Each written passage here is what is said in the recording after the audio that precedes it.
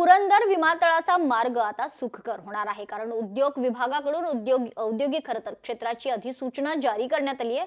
उद्योग विभागानं विमानतळासाठी यापूर्वीच निश्चित केलेल्या गावांमधील 2832 हेक्टर जागा औद्योगिक क्षेत्र म्हणून जाहीर करण्याची अधिसूचना प्रसिद्ध केली आहे. महाराष्ट्र औद्योगिक विकास अधिनियमानुसार हे क्षेत्र निश्चित केलं गेलंय. त्यामुळे पुरंदर विमानतळाचं भूसंपादन याच कायद्यानुसार पुढे होण्याची शक्यता वर्तवली आहे. जारी करण्यात आलेल्या अधिसूचनेनुसार 7 गावांमधील खरतर चतुःसीमाही निश्चित करण्यात आले, तर त्या लाल रंगाच्या रेषेने दाखवण्यात आल्या. खरतर अधिसूचनेत म्हणण्यात आले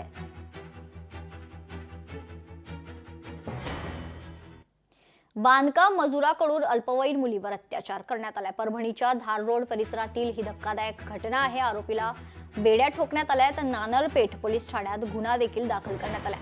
परभणीत 15 दिवसात अल्पवयीन मुलींवर अत्याचाराची ही दुसरी घटना आहे. परभणी शहरातील धार रोड भागात बांधकाम मजुरांना अल्पवयीन मुलीवर अत्याचार केल्याची घटना घडली असून पीडित मुलीच्या तक्रारीवरून आरोपी विरोधात नानलपेठ पोलीस ठाण्यात विविध कलमांअंतर्गत गुन्हा दाखल करण्यात आलाय. पोलिसांनी आरोपी युवकाला अटक केली आहे. परभणीत खरं तर 15 दिवसात अल्पवयीन मुलींवर अत्याचाराची ही दुसरी घटना आहे.